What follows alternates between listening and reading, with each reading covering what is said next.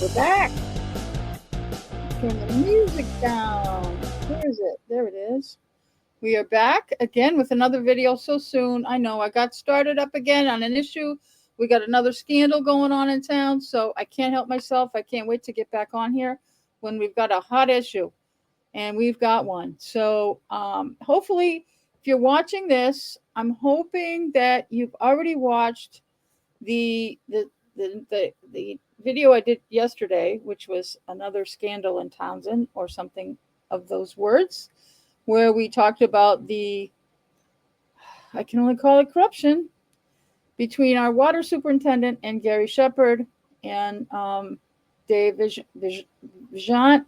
Our water superintendent is in a lot of trouble, and it seems so far Gary's not in any trouble Gary's going to get into. It needs to be local, I think. I hate to say it. I don't know if there's any. I don't know. Time will tell. But this is not going to just quietly fade away. It needs to be talked about, and outside of just my channel. I mean, I see that a lot of people are watching my channel. There's some chatter out there. I haven't seen it, so to speak. I know it's out there though, and I can't imagine that it wouldn't be. And some people have reached out to me, and there's been some interesting comments in on the previous video. So I wanted to address, yeah, I wanted to address. In fact, I need to just for a second.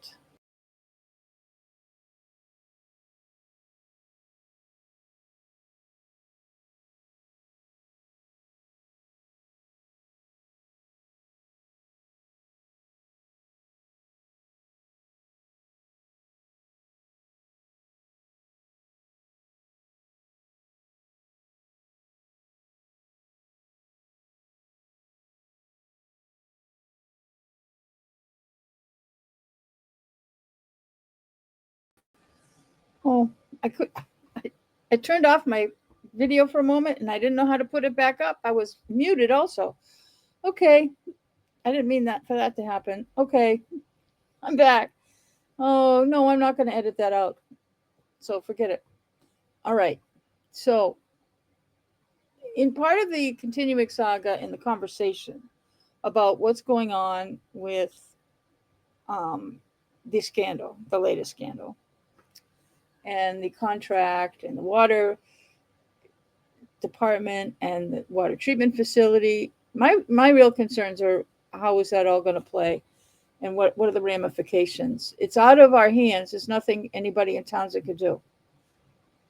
It's other than keep on it and find out. Town council, our town administrator, our board of selectmen need to be on the phone every day until they know for sure what's happening. They won't know for sure until this hearing and on whatever happens with Dave. But we have the very tentative, which we thought everything was locked up, in getting the monies from grants and lawsuits that had been PFAS lawsuits. We really thought we were getting the monies, or we're supposedly getting the monies, we think, to pay for or to reimburse us. It's reimbursement now for building and getting online the water treatment facility in Harbor called Harbor Trace. It's, in fact, there were some articles on town meeting floor over the last couple meetings we just had, and we got another one Monday, that I know Todd and Dave were pushing to get those articles pushed through because they didn't want it wrapped up in, I don't know what. When the videos come back out, I'm going to want to watch them again. Or they haven't come out. When the videos come out of town meeting, both episodes, I want to see what they show for the water department motions and what they said about them. because I'm confident that when they did this, when they were pushing us to get through those articles, they knew that this was coming. I'm pretty confident. But on the other side of that, I don't want everybody to think that I'm throwing them under the bus then, but I think they knew about it and they didn't want this. This was coming out. And they didn't want this to come out before the water department was a topic at town meeting.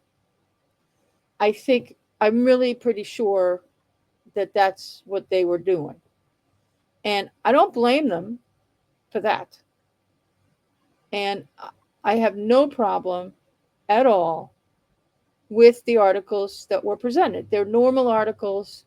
They're just transferring money within the enterprise account, presuming there's no other corruption there, which, I'm sure, you know what? I'm not going to go too deep here.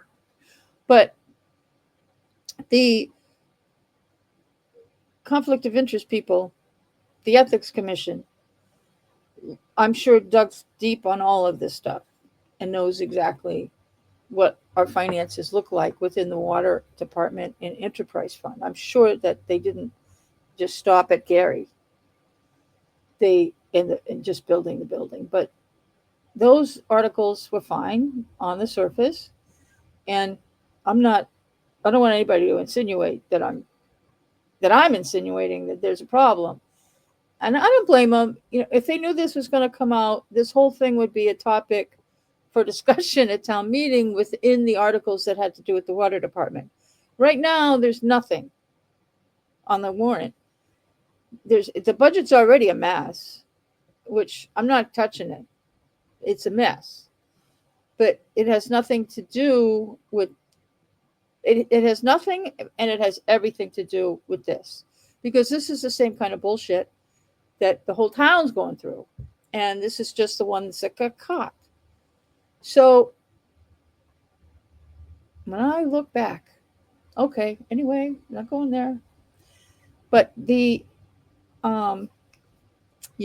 as far as I know, there's nothing left on the warrant for us to tear up the water department. And I'm sure somebody's going to bring it up during town meeting, and probably should, but it'll probably be shut down by John Barrett and even possibly town council, and everybody else will try to shut you up. And that's, whatever. But it's really, if it's not on the agenda, we don't get in trouble if we try to discuss it. We just get shut down. We just, shut up. John Barrett will say out of order. And that's the end of that. So, but I think that might have something to do with why the water department was pushing their articles. It makes perfect sense. So, whatever. Okay, I probably have a little gap here because I had to pause. I got a phone call and I had to pause. So, here we are. Yeah. I forgot what I was talking about, but we are talking about the water department. I was talking about town meeting and all that kind of stuff. So my concerns, I think, are very valid, that if we lose out on any of the grants or the lawsuit, if there's additional scrutiny put on these funds, I'm really very concerned. I can be pessimistic, but I don't think I'm being too pessimistic. I think I'm being very cautious. And again, my concerns. Cindy has concerns, and I think I'm batting 100%, 1,000, I should say, that my concerns have some validity. Not always perfect, but pretty close. That if there's hijinks, if there's illegal activities surrounding our building of this water treatment facility, ethics violations, illegal contracting, God knows what else is going to come out of this. Are we in jeopardy of losing these funds? And I need to remind everybody, or tell you, maybe you don't know, that this isn't funding that we got from magical places. This is reimbursements. We took out loans a couple years ago that are still out there. I don't think they're not in payoff yet, I don't believe. I have to look again. But they're loans that we have taken out. The construction loans to pay Gary, who shouldn't have had the contract or acquired the contract through unlawful means. If we don't get those, if we lose out on the grants or receiving the money from the lawsuits, we're still going to pay back the loans because it was work to be done. And I don't know that we'd even have a case to sue Gary. I don't know. I could be wrong. But I think there's more going on here. And I think it's going to come out. So I hope, I'm certain Dave has a lawyer. And I think anybody that touches this project needs to have a lawyer, their own. Some people may be covered by the town, but I doubt it, because everybody's going to be pointing fingers. This is not going to play out. Oh, okay. Next bump in the road. No problem. We got this. Oh, no. There's a real threat that the water takers now, just water takers, will have to pay this $4 million. Not all at once, but too much. You think your water bill's high now? Wait a couple months. Just wait a couple months.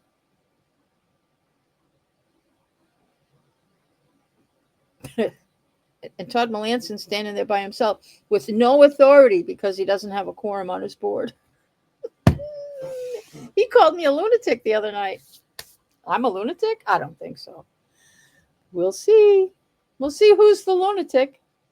But anyway, yeah, this is going to blow up some more. But there's a topic I called you here today for this video to go over what a lot of people know about, is what's called the Townsend First policy. If you can see in the little red bubble here, right there, it says corrupt policy. That's what I call the Townsend First policy. I always have. I hated it from the minute they started talking about it. This is one of Joe Shank's ideas. And I see the Townsend First policy as a means of legalizing corruption. That's all it is. And I'm going to show that to you as we go through it. I'm going to go through. It's not that long, so don't worry. It's not a boring reading lesson. This story is not boring.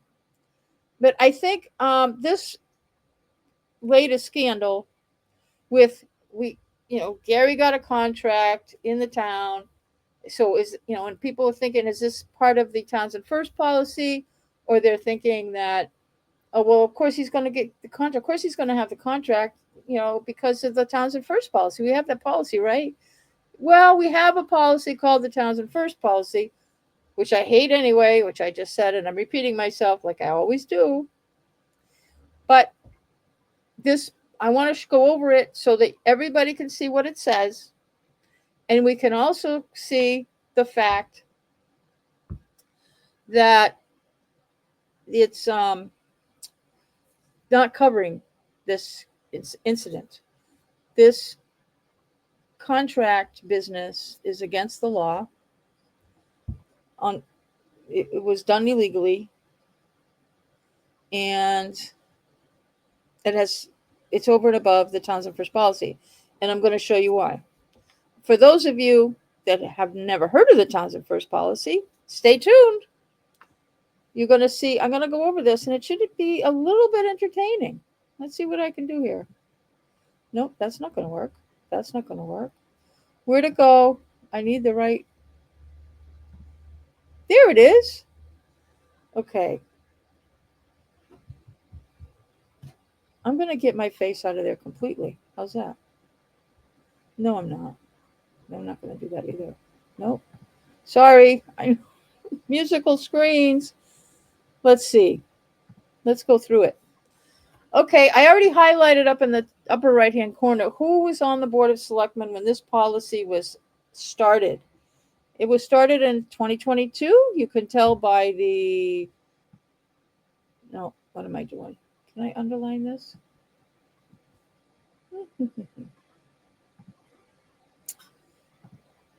There. The 2022, 1-2022 is policy number, and that indicates the year that the first policy of 2022, they just got right on this. That was probably the year that Joe got elected. He's probably new. I don't know. I really don't know. Anyway, when we get to page 2, it should give the date that they signed this. But this kind of tells me stuff. Veronica Kell, she's back again. So she was involved in this. Joe Shank, I remember it being Joe Shank's presentation. He wanted this policy in, and he made a big stink about it. And that's how this got in. And then Chaz, of course, he left us on the latest scandal. And then Joe did too. Oh, my.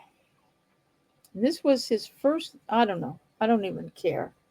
So let's go over this. The reason for this policy is the Board of Selectmen and interim town administrator agree to establish a consistent process for all municipal boards, commissions, and committees.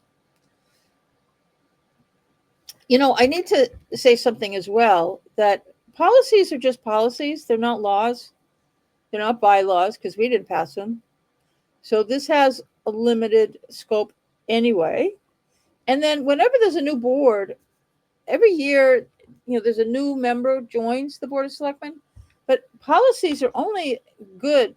They're only good as long as the Board of Selectmen want them in place. They're not laws. They change them every day if they want, or they can decide that they don't like it. It's not a bylaw. It doesn't apply to us. It applies to them. So I have concerns that this involves taxpayers. It really, anyway, as I go through this, you'll get it. So the policy is Townsend first policy for all boards, commissions, authorities, and committees. So everybody, all our levels of government, all our committees, boards, authorities, everybody is supposed to follow it when they're doing contracts and such. So within the confines of the law and all other factors being equal, which probably nullifies this entire thing because no factors are equal in this town. The town shall seek to hire from within the department and from existing qualified town employees, then employ town residents before considering other candidates for open positions. My first issue with this sentence is this should be a union thing. The union contracts should have this in it. Every union I've been in has a clause for this. It doesn't have Townsend residents. That's not in a union contract. Union contracts would never have that in there. But they should certainly, in all the union contracts, they should have seek to hire from within the department first before advertising. That should be in there. I don't know if it is, but it should be in all of our union contracts. And then from existing qualified town employees. And then, but this is back to the policy, then employ Townsend residents before considering other candidates for open positions. All right, I'm going to say my piece right here. I don't like this at all because, we've heard of places like Boston, who has a few more people living in it than Townsend does, like a few million people more. I don't know what the population of Boston is, but it's like a million or so more than we have. We're too small for this kind of a policy that Townsend residents have priority over a position in the government. My reasoning for that is, hey, if you're qualified, apply for the damn job. If you're the best candidate, we'll hire you. It's how it should be. I don't think that's how some of our hiring goes. Well, of course, nobody wants to work here. Everybody's running. We got more resignations in the last 30 days than I've ever heard of. But we have what this does when this entire policy, a policy like Townsend First, what it does is it deprives the taxpayers, the voters, the residents, the people that are trying to have an uncorrupt government or non-corrupt, a government that's not corrupt, to give us the best qualified candidates for the jobs that we have and to provide the best services. That's what we deserve that, and we should not just expect it but demand it. That and when we start having a policy like this, it deprives us of fair and equal treatment, and to make sure that we do have the best qualified candidates, that people from outside to be able to come in. And when we think about this, we only have 6,000 voters. We have about around 9,000 residents. And I'm going to look more at the voter number because most adults, not all, but most adults are voting. So the 6,000 would probably represent most adults. So, and even only 3/4 of them are able to work for one reason or another. They're, people are retired, people are disabled, but no more than 3/4 of 6,000 people are even eligible to work. And then, so this is a really small pool of candidates to get qualified candidates for all the positions we have. In fact, to tell you the truth, most of our employees don't live in Townsend because we don't have people who are qualified to have the jobs. You need special people with specialized experience and training to do most of the jobs in this town. And we can't, it's stupid. It's really just stupid to have a policy like this. All right, let me go on because we're deprived. There's more depravity in here. The town shall likewise make all reasonable efforts to procure goods and services from Townsend-based vendors. Here's where the trouble comes in. Construction, maintenance, and operation of all construction projects paid for solely with town funds or for supply contracts that are not subject to the requirement that preference be given to the lowest responsible bidder. So what this is saying, that town leadership does not want to be required in any capacity to give things to the lowest responsible bidder. We're going to give it to a townie, one of our friends first. That's exactly what this says, which hurts the taxpayer. This absolutely deprives the taxpayers of a fair contract on anything. Okay, let me go back. This part right here. This is where, of course, nobody is. This did not receive a grammar check. Obviously, this is completely inappropriate grammar-wise. That the T should not be capitalized. It shouldn't be capitalized here either. We got town. Every time you see town, that should not be capitalized. That's like, the grammar is completely nuts. If this were Pepperell, it would still say town funds. Okay. It didn't say Townsend funds, town funds. That should not be capitalized. Hello. Jesus. So nobody can speak English. What's really funny, Chaz had an English degree. Or, yeah, he was an English major. Yeah. His undergrad. Yeah.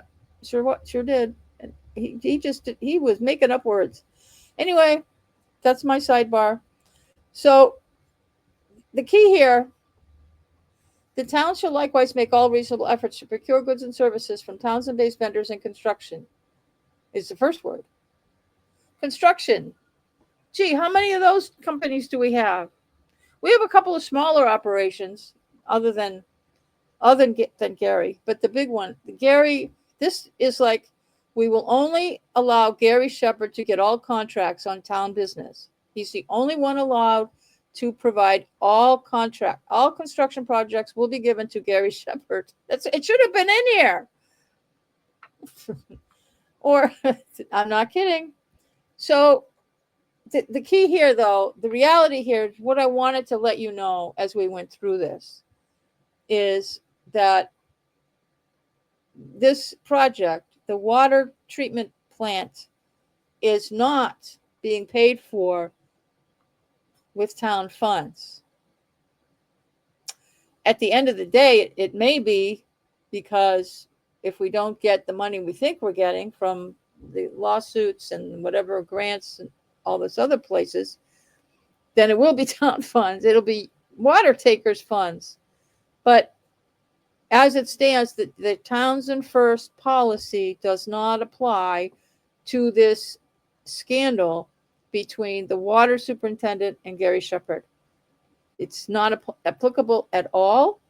If it turns out that claims were made that Townsend First policy required Gary Shepherd to get the contract, this is just going to add to whatever stupid evidence, well, it's not stupid evidence, is out there, because, or any defense that the trolls out in internet land, in town around town, are going to say, well, the Townsend First policy was there, Gary had to get it.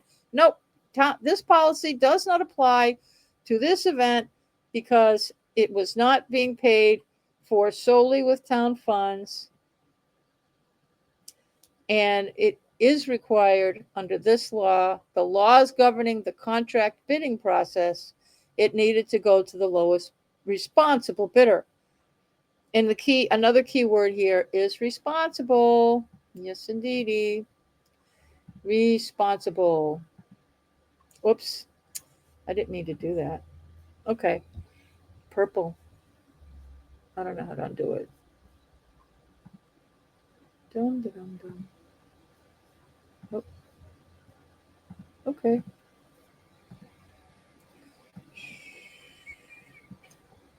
There it is.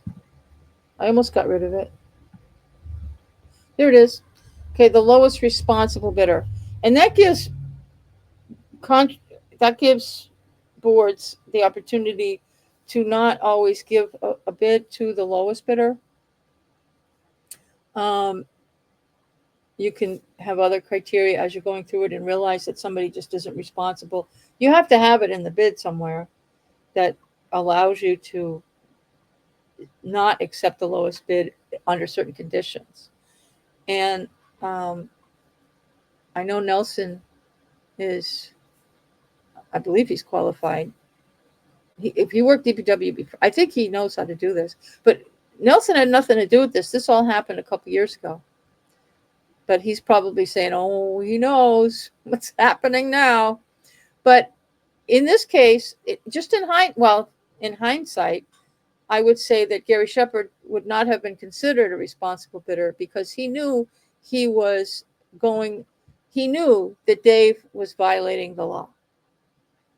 Because he's a very seasoned, experienced contractor, does a lot of stuff, not only in town, on town projects, but projects that are in town, paid for by others. And he works on other municipalities as well. And he knows what the laws are regarding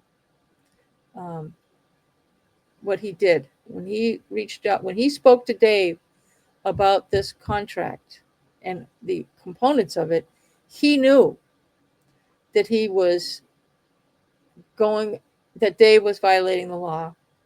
And that if this came out, that this happened, there was going to be hell to pay. And there's hell to pay right now. Okay, here's another weird one. To qualify, which makes me say this is garbage. To qualify as a local vendor, the bidder must certify at the time of the bid the following: that it has fixed facilities with employees located within town limits. It has a town business street address. Post office box or residential address shall not suffice to establish a local presence. All sales tax returns for goods purchases must be reported to the state through a business within geographic boundaries of the town. All sales tax returns. Oh, purchase must be, okay. And it has a town business license. I haven't seen any such thing. Anyway, I'm just going to go off on a tangent. All right. I just want you to know that a DBA certificate is not a business license, but some people don't know that. And we'll do another argumentative video on that issue. All right. This B, I have a problem here. It has a town business street address. A residential address shall not suffice to establish a local presence. I do have a problem with that. My problem is we have zoning in Townsend we have neighborhood commercial zoning, which means that's not only you can have an at-home business, which people have today. This is post-COVID. I mean, people had at-home businesses before COVID, but post-COVID, there's a lot more. And there's people working out of their house for other employers, but there are people with at-home businesses. They're making money online. They're doing things like that. And just as a sidebar, I'm not making any money on this. But this is completely in denial that these people who are working out of their home cannot establish a local presence for business purposes. In other words, you have to have a business address. You can't have business out of your home. And this concerns me. This says this really leaves out people, because you can have business out of your home, and I'm sure we have plenty that are registered, and there are people that, of course, are self-employed through their home, and there are towns, and even if there's a business outside of towns, and we get a little wishy-washy there. But this is not this. I believe this whole ABCD is all about making sure certain people get all the bids. Nobody can. This is to really narrow who is eligible to do any contracted work with the town in any capacity, and to leave out a lot of people. And then they put in here about marijuana. We don't have any, and I think that we're probably at this stage of the game not going to have one. This is all changed. Actually, whatever. It's there's still potential for us we could turn around and still do something with marijuana. It's all changed. It's all, you wouldn't believe the corruption at the state level on this one. Oh my God, on marijuana. But I'm not going there. Local vendors and hiring, to the extent that such practice and implementation are consistent with federal, state, municipal laws and regulations, contractors shall make best efforts in a legal and non-discriminating manner to give priority to town businesses, suppliers, contracts. Now we're telling them who they can hire and who they can contract with. This is just asinine. It'll send everybody out of here. Let's not do business with the town of Townsend, which leaves it down to almost one. This is bullshit to require or nearly require town businesses. Again, another capital T does not belong there. T, get this capital T's out of here. This is nutty. Who wrote this? Vendors located in the town. This is not a capital word. Oh my gosh, it's driving me crazy. Builders and vendors located in the town, the provision of goods and services called for in the construction, maintenance, and continued operation of the facility. And why is facility capitalized? Who wrote this? This is bonkers. Oh, where facility is capitalized, Joe Shank, they were talking about, when did this PFAS thing begin? Ooh, interesting. The facility. What's the facility? It's capitalized. It shouldn't be anyway. No matter what facility it is, the F in facility should not be capitalized. What a bunch of shit. local advertisement, direct contact to the greatest extent possible, advertising any job expansion or hiring of new employees first to town residents. This is stupid.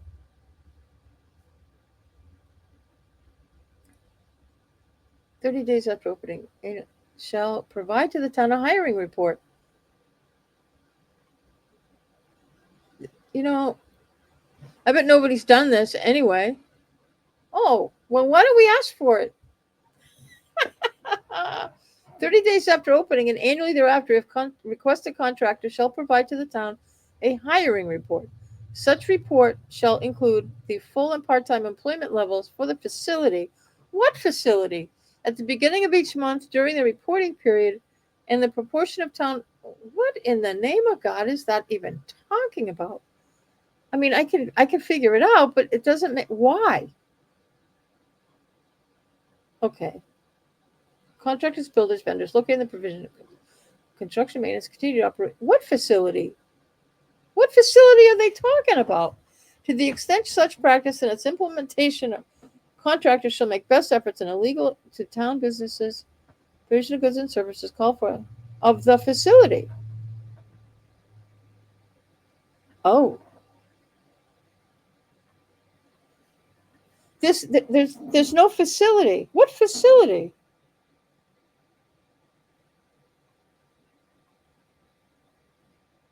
Oh, never mind. This is just talking about pot shops. This is completely, this paragraph is only relating to marijuana facilities because we have a colon right here. There's a colon after, right here, colon. Right, I don't know, do you have this? Oh my goodness. The agreement shall contain the following clause. And that's stupid again.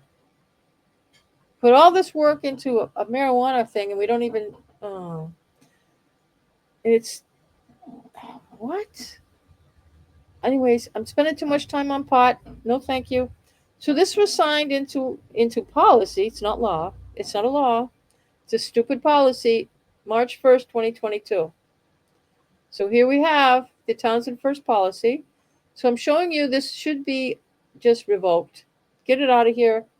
It borders on violating the law. It gives a wrong impression. And a lot of townspeople think it doesn't, that it means something else because it only applies if the town is doing something and we're not getting any funds from anywhere else. So it's very limited. In the reality, at the end of the day, the policy only applies to very limited events, and that most, if we have any work to be done, it's only if we're paying for things ourselves. And I think it leads to nothing but denying, depriving the taxpayers and residents of this town for a fair and more qualified candidates, as well as vendors for and contractors to do whatever work it is they need to do. Whatever we're hiring people for, we should get the best price available, and we should, and from qualified candidates. And if they come from Boston, Worcester, Gardner, Fitchburg, even Mason, New Hampshire, whatever, if that's where the most qualified businesses or individuals are, then that's where we need to put our focus, not limiting ourselves to the potential possibility that the least qualified contractor or candidate, it lives in Townsend, and we have to give them or we're expected, or that's what's going to happen. Oh, we have this policy, or goods and services. We don't have, our town is small. Our chances of having qualified candidates for everything under the sun is zero. It's near zero that we can count on. So I've never liked this policy. I thought it was nothing but trying to legalize corruption and making sure that you got a path for your friends to get whatever you want to give them.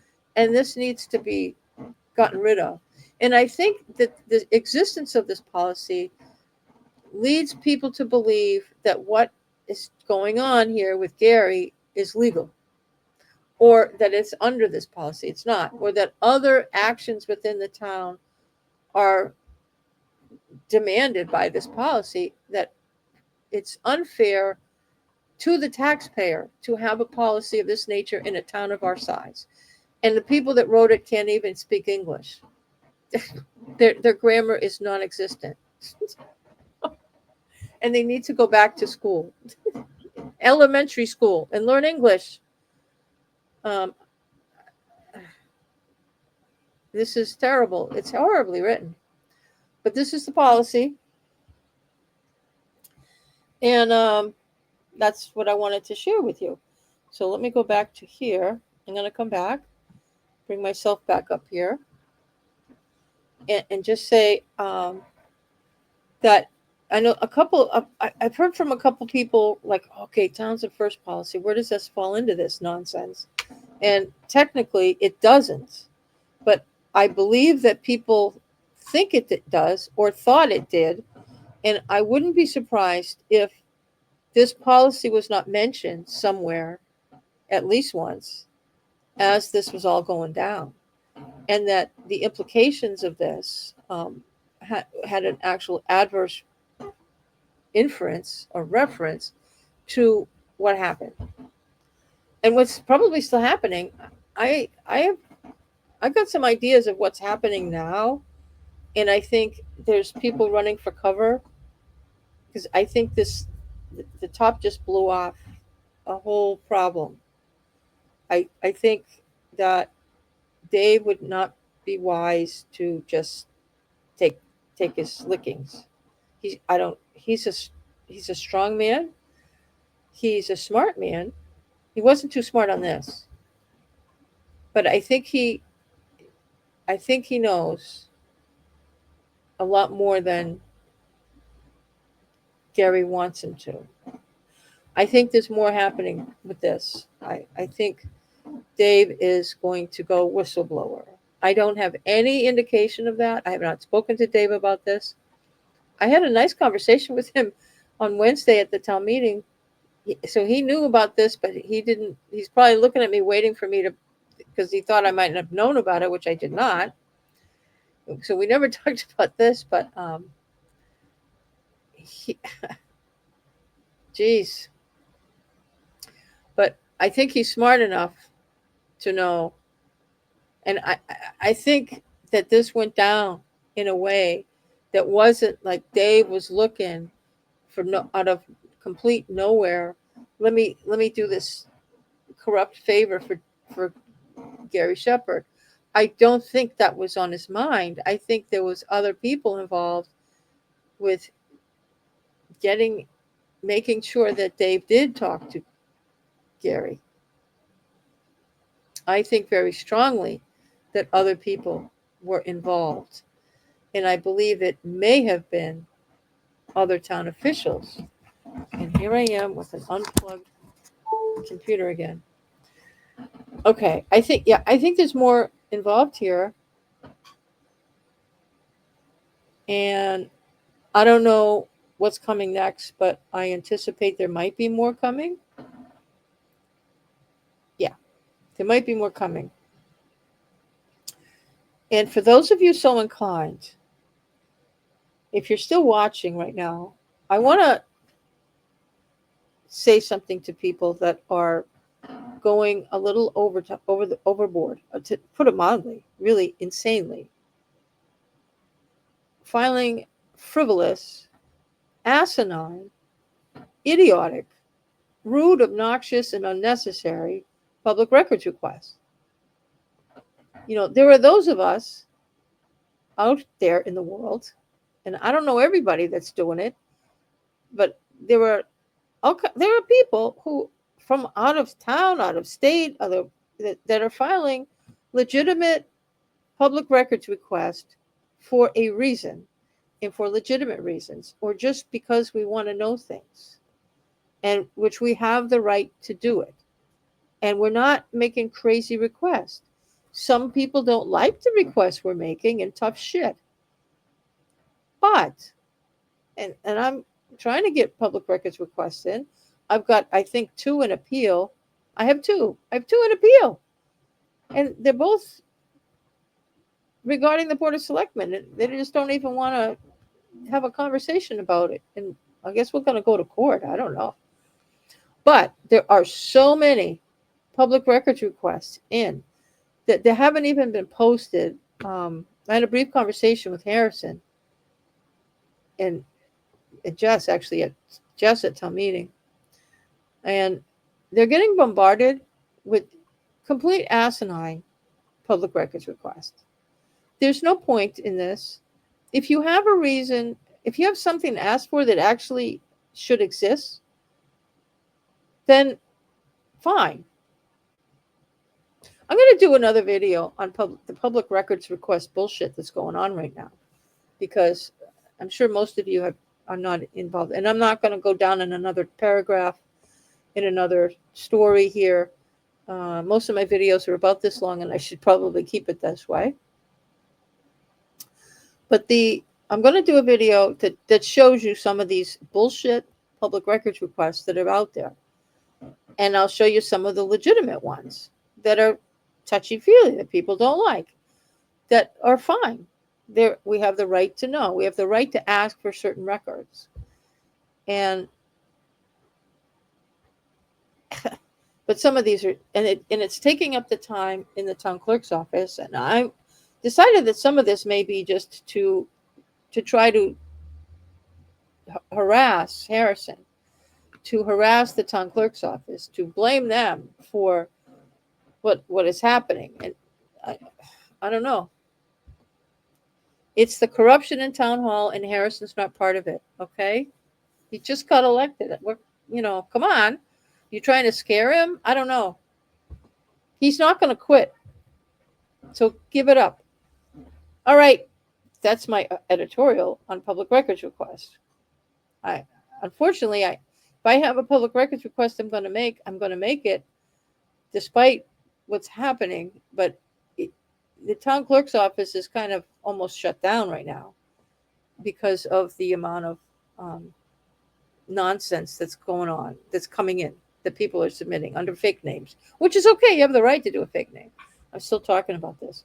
My suggestion is that the Secretary of State's office, the Public Records Division of the Secretary of State, Secretary of the Commonwealth office, manages public records, and I think that they're going to have to help him figure this out, and to be able to filter some of these requests, the ones that don't make any sense, and he needs to be able to automatically deny them just because they don't make sense, and or they're just unable to. I read one of the most recent ones, and it's like, what in the name of God is this person even asking for? And some of these should be filtered through quickly and said, please shrink your request. I can't make heads or tails of it. But this needs to be done quicker so that he doesn't have to spend a lot of time. And I think he's spending too much time as it is and not focusing on what's the request. Pay attention to what the request is for and fill it and move on. But that's my thing. All right. So I think I've babbled on enough, but I wanted to make sure you guys understood the Townsend First policy, what it is, what it isn't. It can be found on the Townsend website. Just put in the search term on the Townsend website, Select Board Policies, and then scroll all the way down to Townsend First, and you'll find it. There's a whole bunch of other policies that don't make any sense too. But we'll go from there. All right. So let's call it a day on this video, and make sure you watch the other one too. Just because I posted this one doesn't mean you have to not watch my other ones. So as I always ask, if you could please like and subscribe and share this video, and so we can keep the word going. Let people know what's going on, and that's what Real Deal is about. The real deal. Okay. All right.